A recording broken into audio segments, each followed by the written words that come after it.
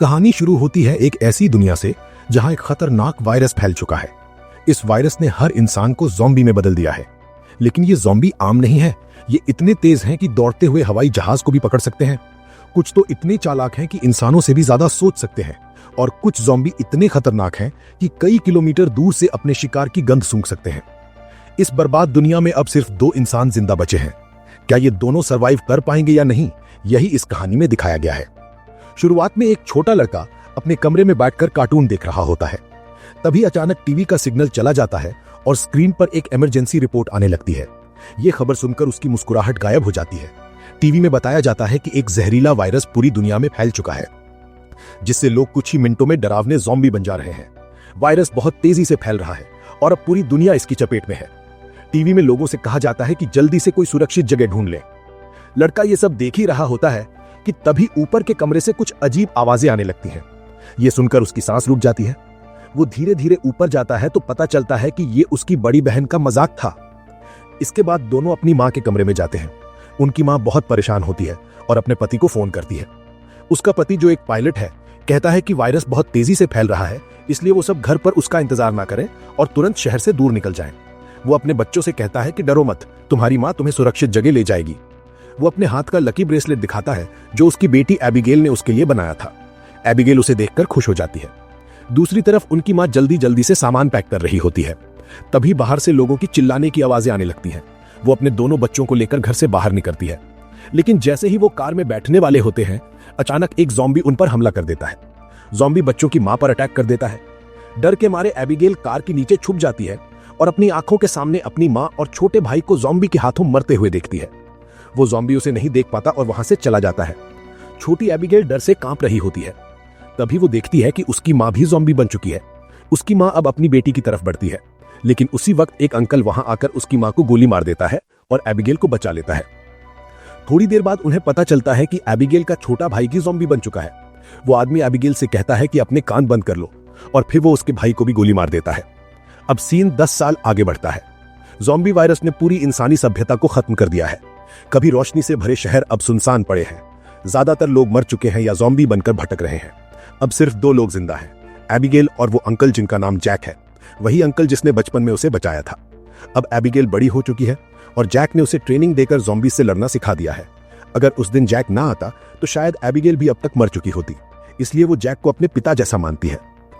इतने सालों तक जंगल में अकेले रहने के बाद अब एबिगेल बहुत अकेलापन महसूस करती है। उसका सपना है कि उसे कोई इंसानी बस्ती मिले जहां वो लोगों के साथ रह सके, लेकिन जैक को इंसानों के बीच रहना पसंद नहीं। एक रात जब दोनों जंगल में कैंप लगा के सो रहे होते हैं, तभी जैक को कुछ आवाज सुनाई देती है। वो बाहर निकलता है तो अचानक एक ज़ॉम्बी उस पर हमला कर देता है। जैक गोली चलाकर उसे मार देता है। तभी एबिगेल भी बाहर आ जाती है। दोनों को अब 10 साल का ज़ॉम्बी हंटिंग का तजुर्बा हो चुका था। वो जानते थे कि ज़ॉम्बी झुंड में रहते हैं, इसलिए वो जल्दी से सामान समेटते हैं और घोड़े पर बैठकर वहां से निकल जाते हैं। रास्ते में उनके घोड़े अजीब तरह से हिनहिनाने लगते हैं। जैक समझ जाता है कि खतरा पास है। दोनों चारों तरफ देखते हैं तो दूर एक जीप दिखती है जो ज़ॉम्बी से घिरी होती है। अंदर एक इंसान ज़ॉम्बी से खुद को बचाने की कोशिश कर रहा होता है। अब जब दुनिया में इंसान बहुत कम बचे हैं तो जैक और एबिगेल तय करते हैं कि उन्हें हर हाल में उस आदमी को बचाना होगा। जैक एबिगेल की ट्रेनिंग पूरी हुई है या नहीं ये परखना चाहता था, इसलिए वो उसे कहता है कि तुम उस आदमी को ज़ॉम्बी से बचाओ ताकि मैं देख सकूं कि तुम कितनी अच्छी तरह निशाना लगा सकती हो। जैक कहता है आराम से टारगेट लो और फिर शूट करना, लेकिन एबिगेल जल्दीबाजी में गोली चला देती है। उसकी गोली ज़ॉम्बी के साथ साथ उस सर्वाइवर को भी लग जाती है। ये देखकर जैक बहुत गुस्सा हो जाता है। दोनों तुरंत उस आदमी के पास जाते हैं, लेकिन अब वो बच नहीं सकता था, इसलिए जैक उसे खुद ही गोली मार देता है ताकि अगर उसे ज़ॉम्बी ने काटा हो तो वो दोबारा जिंदा न हो जाए और बाकी लोगों के लिए खतरा न बने। इसके बाद दोनों उस मरे हुए आदमी की कार से जरूरत का सामान लेने लगते हैं। जैक उसके जूते पहन लेता है, लेकिन जैसे ही वो जूते पहनता है तभी उस मरे हुए आदमी के और साथी वहां आ जाते हैं। वो सब हथियार बंद होते हैं और जैक और एबिगेल को घेर लेते हैं। जब उनमें से एक बंदा जैक के पैरों में अपने साथी के जूते देखता है तो उसे शक हो जाता है कि शायद इन दोनों ने उनके दोस्त को लूटने के लिए मार दिया है।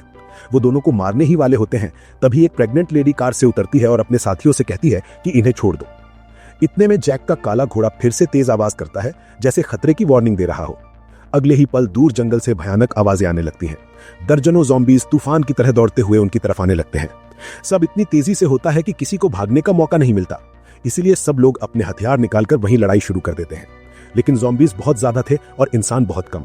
धीरे धीरे ज्यादातर लोग ज़ॉम्बी के हाथों मारे जाते हैं। एक ताकतवर आदमी ज़ॉम्बी के काटने का शिकार हो जाता है।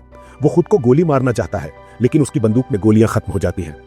अब सबको समझ आ जाता है कि वो ज्यादा देर तक टिक नहीं पाएंगे। इसीलिए एबिगेल उस प्रेग्नेंट औरत को लेकर गाड़ी में बैठ जाती है। उसके साथ उसकी प्रेग्नेंट वाइफ का पति भी बैठा होता है, जिसका नाम डेविड है।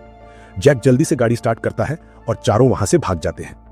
अब पूरे ग्रुप में बस यही 4 लोग जिंदा बचे थे, बाकी सब ज़ॉम्बीज का शिकार हो चुके थे। दूर जंगल में एक काले चेहरे वाला ज़ॉम्बी अपने साथियों की मौत देखकर गुस्से से दहाड़ने लगता है। उधर जैक, एबिगेल, डेविड और वो प्रेग्नेंट लेडी गाड़ी में सफर कर रहे होते हैं। रास्ते में जैक पीछे बैठी लेडी से पूछता है कि तुम लोग कौन हो और यहाँ क्या कर रहे थे। वो बताती है कि वो सब शिप टाउन नाम की जगह जा रहे थे, जहां अब भी कुछ इंसान सुरक्षित रहते हैं। वहां जरूरत की सारी सुविधाएं हैं और वो लोग वहां जाकर नॉर्मल जिंदगी जीना चाहते थे। ये सुनकर एबिगेल बहुत खुश हो जाती है, क्योंकि वही तो वो जगह थी जहां वो हमेशा से जाना चाहती थी। लेकिन जैक कहता है, ऐसी कोई कॉलोनी नहीं है। मैं 10 सालों से हर जगह घूम चुका हूं, लेकिन ऐसी कोई सेफ जगह कभी नहीं देखी। तभी बीच रास्ते में गाड़ी खराब हो जाती है। डेविड, जो कि एक मैकेनिक था, गाड़ी देखने बाहर निकलता है। वो कहता है कि वो इसे ठीक कर सकता है, लेकिन औजार न होने की वजह से वो कुछ नहीं कर पाता। इसलिए चारों लोग गाड़ी छोड़कर पैदल सफर शुरू करते हैं। कई किलोमीटर चलने के बाद वो एक सुनसान सोसाइटी में पहुंचते हैं। ऊंची ऊंची इमारतें अब भी खड़ी थी, लेकिन वहां एक डरावनी खामोशी थी। सबसे पहले वो उस जगह को अच्छे से जांचते हैं। जब उन्हें कोई खतरा नहीं दिखता तो वो वहीं रात गुजारने का फैसला करते हैं। रात में वो आग जलाकर खाना पकाते हैं। एबिगेल उस प्रेग्नेंट लेडी से बात करती है। वो बताती है कि उन्होंने शिपटाउन वालों से रेडियो पर संपर्क किया था। वो बहुत खूबसूरत और सुरक्षित जगह है, जहां इंसान अब भी आजादी से रह रहे हैं। ये सुनकर एबिगेल की आंखों में उम्मीद की चमक आ जाती है। दूसरी तरफ जैक बाहर चारों ओर जाल लगाता है, ताकि अगर कोई ज़ॉम्बी पास आए तो उन्हें तुरंत पता चल सके। फिर वो अंदर आकर मैप निकालता है और सबको बताता है कि वो मैगन, वो प्रेग्नेंट लेडी और डेविड को कुछ दूर तक पहुंचाएगा। उसके बाद दोनों अलग रास्तों पर चले जाएंगे। लेकिन एबिगेल को यह फैसला पसंद नहीं आता। वो जैक से बहस करती है। डेविड अपनी प्रेग्नेंट वाइफ को अकेले सेफ जगह तक नहीं पहुंचा पाएगा, हमें उनके साथ रहना चाहिए। जैक कहता है, हमें समझदारी से काम लेना होगा। जहां लोग ज्यादा होते हैं वहां खतरा भी ज्यादा होता है। एबिगेल को यह बात पसंद नहीं आती और वो गुस्से में चली जाती है। उन्हें यह नहीं पता था कि वो काले चेहरे वाला ज़ॉम्बी उनकी गाड़ी को सूंघते सूंघते अब उसी सोसाइटी तक पहुंच चुका है। अगली सुबह एबिगेल छत पर बैठकर अपने बचपन की फोटो देख रही होती है। तभी नीचे पेड़ों से सरसराहट की आवाज आती है। वो समझ जाती है कि ज़ॉम्बीज अंदर आ गए हैं। वो सबको चेतावनी देने के लिए नीचे दौड़ती है, लेकिन रास्ते में एक ज़ॉम्बी उसका पीछा करने लगता है। एबिगेल भागते हुए सीढ़ियों पर चढ़ती है और उस ज़ॉम्बी को नीचे गिरा देती है, लेकिन इस चक्कर में उसका संतुलन बिगड़ जाता है और वो खुद भी गिरने वाली होती है। तभी जैक समय पर पहुंचकर उसे पकड़ लेता है और बचा लेता है। थोड़ी देर बाद काले चेहरे वाला ज़ॉम्बी अपने साथियों के साथ वहां पहुंचता है, क्योंकि उसे पता चल जाता है कि उसका साथी कहां मरा था। लेकिन जैक ने पहले ही वहां जाल बिछा रखी थी। जैसे ही ज़ॉम्बीज वहां पहुंचते हैं, उनमें से कई उस जाल में फंसकर मारे जाते हैं। जैक को जब धमाके की आवाज सुनाई देती है तो वो तुरंत समझ जाता है कि ज़ॉम्बी का झुंड उसी जगह पहुंच गया है जहां वे लोग कल रात रुके थे। मतलब अभी भी ज़ॉम्बी उनका पीछा कर रहे हैं। अच्छी बात यह थी कि वे लोग उस जगह को पहले ही छोड़ चुके थे और अब आगे बढ़ चुके थे। रास्ते में एबिगेल को याद आता है कि थोड़ी दूर पर एक छोटा एयरपोर्ट है, जहां उसके पापा काम किया करते थे। वो कहती है शायद वहां कोई हवाई जहाज बचा हो जिससे हम आसानी से शिपटाउन पहुंच सकते हैं। लेकिन जैक मना करता है। वो कहता है अगर हम एयरपोर्ट गए तो वहां बहुत खुली जगह है। अगर ज़ॉम्बीज ने हमें वहां घेर लिया तो हमारे पास भागने का कोई रास्ता नहीं होगा, और ये भी जरूरी नहीं कि हमें वहां कोई प्लेन मिले। लेकिन एबिगेल के बार बार जोर देने पर जैक मान जाता है। वे सब मिलकर एयरपोर्ट पहुंचते हैं, लेकिन वहां जाकर देखते हैं कि कोई भी हवाई जहाज नहीं है। जैक कहता है, देखा, मैंने कहा था कि यहां कोई प्लेन नहीं मिलेगा। लेकिन जब वे पास के एक छोटे गैराज में पहुंचते हैं और दरवाजा खोलते हैं तो उनकी किस्मत अच्छी होती है। उन्हें अंदर एक छोटा एरोप्लेन मिल जाता है। ये देखकर सब बहुत खुश हो जाते हैं, क्योंकि अब उन्हें शिपटाउन तक पहुंचने की उम्मीद दिखने लगती है। डेविड, जो मैकेनिक था, कहता है, ये बहुत पुराना है, लेकिन मैं इसे ठीक कर सकता हूं, बस 10-15 मिनट लगेंगे। जब तक डेविड प्लेन ठीक करता है, जैक और एबिगेल एयरपोर्ट में जाकर जरूरत की चीजें ढूंढने लगते हैं। तभी डेविड दूरबीन से देखता है कि दूर से बहुत सारे ज़ॉम्बीज उनकी तरफ आ रहे हैं।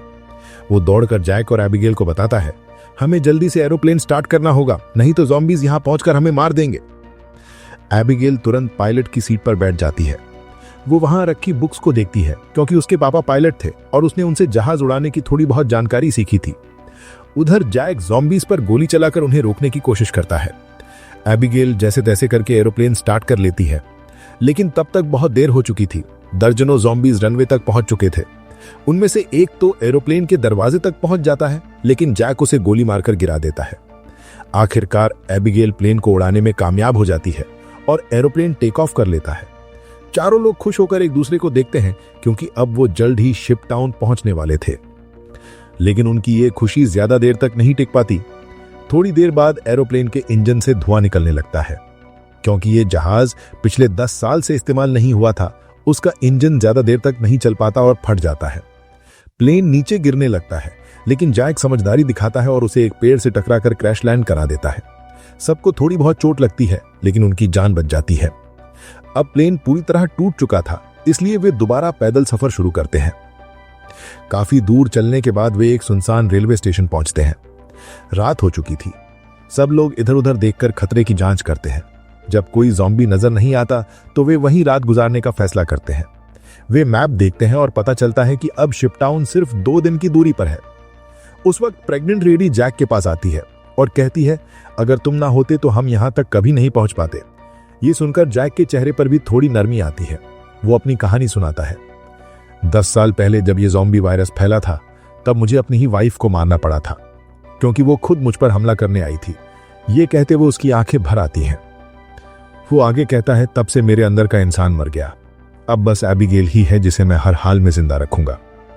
फिर जैक कहता है, अब मैंने फैसला किया है कि सबसे पहले मैं तुम्हें शिप टाउन तक पहुंचाऊंगा।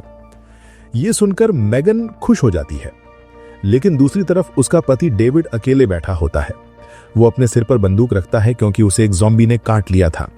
घाव छोटा था, इसलिए उसका ज़ॉम्बी में बदलना थोड़ा धीमा था। अब उसने ठान लिया था कि वो अपनी पत्नी मैगन को शिप टाउन तक पहुंचाकर खुद को उसे दूर कर लेगा, ताकि वो उसे चोट ना पहुंचा सके। अगली सुबह ये चारों फिर से अपने सफर पर निकल जाते हैं। चलते हुए जैक को डेविड की चाल ढाल कुछ अजीब लगती है। जैक को शक हो जाता है कि डेविड इन्फेक्टेड है। वो उसे पकड़कर एक सुनसान जगह ले जाता है, जहां उसकी पत्नी और एबिगेल नहीं थी। जैक डेविड की पैंट ऊपर करता है तो उसे ज़ॉम्बी के काटने का निशान दिखता है। अब जैक को पूरा यकीन हो जाता है कि डेविड जल्द ही ज़ॉम्बी बन जाएगा। वो उससे कहता है, बताओ तुम खुद मरना चाहोगे या मैं तुम्हें मारूं? डेविड कहता है, मैं किसी को नुकसान नहीं पहुंचाऊंगा। अगर वक्त आया तो खुद को ही खत्म कर दूंगा। यह सुनकर जैक उसे छोड़ देता है। थोड़ा आगे चलते हुए रात हो जाती है। उन्हें एक घर दिखाई देता है। जैक बंदूक ताने हुए आगे बढ़ता है। तभी अचानक एक तेज रोशनी चमकती है और स्पीकर से आवाज आती है, अपनी बंदूक का नीचे रख दो वरना गोलियों से उड़ा दिए जाओगे। अब उन्हें समझ आता है कि घर के अंदर कोई इंसान है। एबिगेल आगे बढ़ती है और कहती है, हम किसी को नुकसान पहुंचाने नहीं आए हैं, बस हमें मदद चाहिए। तभी घर का मालिक बाहर आता है और कहता है, तुम सब यहां खाना खा सकते हो और रात रोक सकते हो, लेकिन एक शर्त पर, अपनी बंदूकें बाहर छोड़ दो। सब लोग अपने हथियार बाहर रख देते हैं और घर के अंदर चले जाते हैं। वो आदमी कहता है, मैं एक साइंटिस्ट हूं, मैं यहां अकेला रहता हूं। रिसर्च के लिए ये जगह शांत और सही है। वो सबको अच्छा खाना देता है। सब लोग हैरान रह जाते हैं, क्योंकि इतने दिनों बाद उन्होंने ऐसा खाना देखा था। वो सब खाने पर टूट पड़ते हैं। खाने के बाद साइंटिस्ट उन्हें ड्रिंक देता है। सब बहुत खुश होकर बातें करते हैं, लेकिन साइंटिस्ट की बातें सुनकर सबको कुछ अजीब लगता है। वो कहता है, देखो, ये वायरस बुरा तो है, लेकिन इससे इंसान अपग्रेड हो रहे हैं।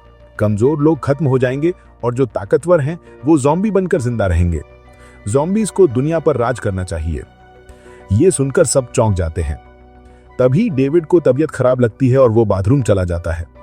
वहां जाकर शीशे में देखता है कि वायरस अब पूरे शरीर में फैल चुका है। जब डेविड हॉल में लौटता है तो देखता है कि जैक और बाकी सब बेहोश पड़े हैं।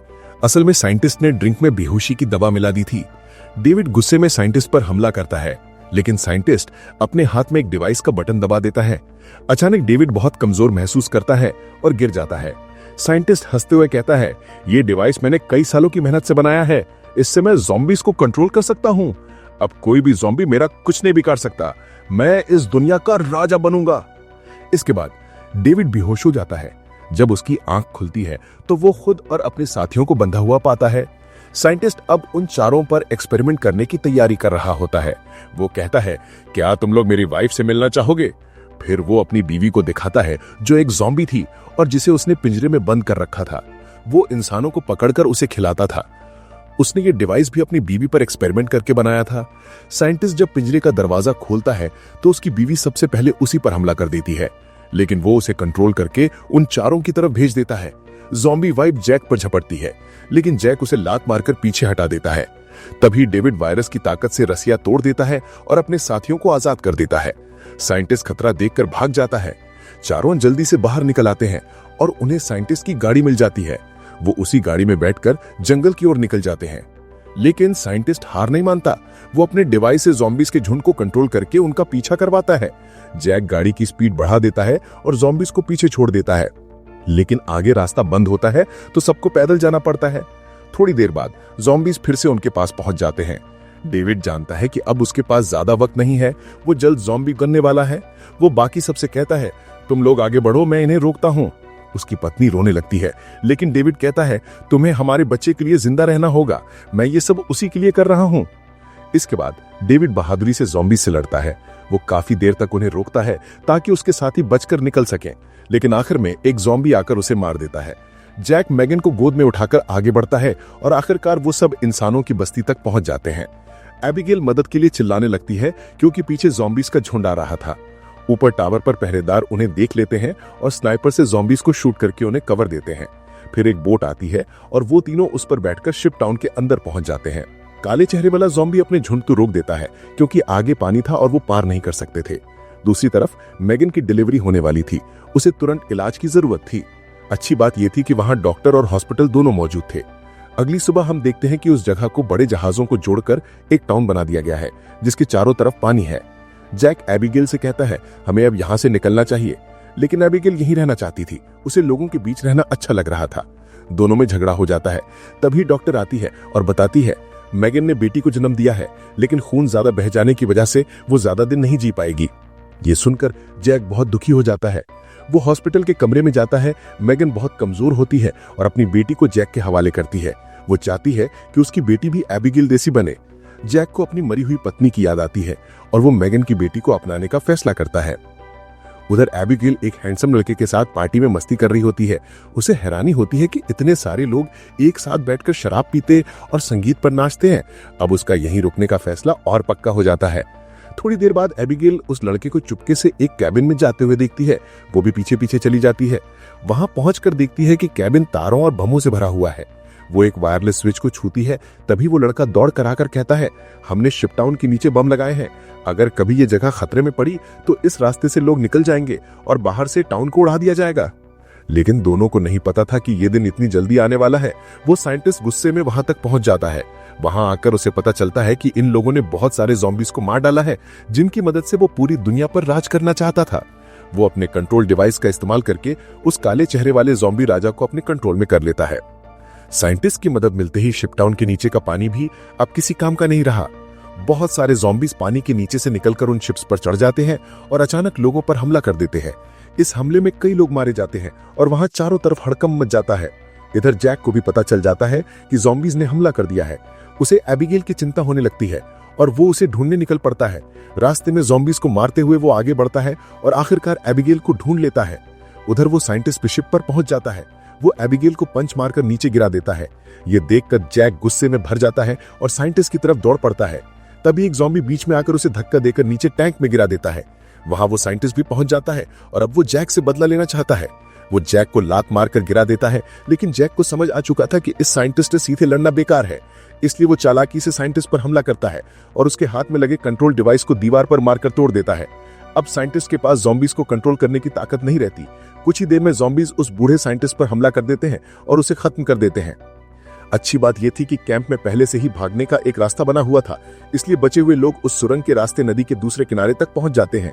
अब जब बम चालू करने की बारी आती है तो वो हैंडसम लड़का बटन नहीं दबाता क्योंकि एबिगेल अभी भी शिप पर है। उधर जैक और एबिगेल बाहर निकलने की कोशिश करते हैं, लेकिन पीछे से ज़ॉम्बी राजा एबिगेल को पकड़ लेता है। तभी जैक तेजी से उस ज़ॉम्बी के सिर पर लकड़ी से वार करता है, जिससे वो पीछे गिर जाता है। तभी एबिगेल की नजर उस ज़ॉम्बी राजा के हाथ में बंधे एक ब्रेसलेट पर पड़ती है। वो पहचान जाती है ये वही ब्रेसलेट है जो उसने बचपन में अपने पिता के लिए बनाया था। अब उसे एहसास होता है कि ये ज़ॉम्बी उसका पिता ही है, लेकिन अब वो इंसान नहीं रहा था, वो एक डरावना ज़ॉम्बी बन चुका था। जैक उसका हाथ पकड़कर उसे जबरदस्ती वहां से भागने को कहता है। तभी वो हैंडसम लड़का दोनों को भागते देख रिमोट का बटन दबा देता है। पल भर में पूरा शिप टाउन धमाके से राख में बदल जाता है। लेकिन कहानी यही खत्म नहीं होती। कैंप का सरदार आता है, उसकी गर्दन पर ज़ॉम्बी के काटने का निशान होता है। वायरस उसके अंदर फैलने से पहले ही वो काले चेहरे वाला ज़ॉम्बी राजा उस पर हमला कर देता है। चौंकाने वाली बात यह थी कि वो ज़ॉम्बी राजा भी उस धमाके से बच गया था। जैक तुरंत दौड़कर उस ज़ॉम्बी राजा से लड़ने लगता है, लेकिन वो उसके सामने कमजोर पड़ जाता है। ये देखकर एबिगेल जमीन से बंदूक उठाती है। वो जानती है कि सामने उसका पिता खड़ा है, लेकिन जब वो जैक पर हमला करता है तो एबिगेल बिना झिझक उस ज़ॉम्बी राजा को गोली मार देती है। अगर वो ऐसा नहीं करती तो वो ज़ॉम्बी राजा वहां मौजूद सभी लोगों को मार देता। गोली लगते ही ज़ॉम्बी राजा गिर जाता है। इसके बाद जैक और एबिगेल एक दूसरे को गले लगा लेते हैं। अब जैक, एबिगेल और बचे हुए लोग दूर समुद्र में एक सुनसान द्वीप की तरफ देखते हैं। वहीं वे एक नई इंसानी बस्ती बसाने का फैसला करते हैं। और इसी के साथ ये कहानी खत्म हो जाती है। अगर आपको वीडियो अच्छी लगी हो तो चैनल को सब्सक्राइब करें और वीडियो को लाइक जरूर करें।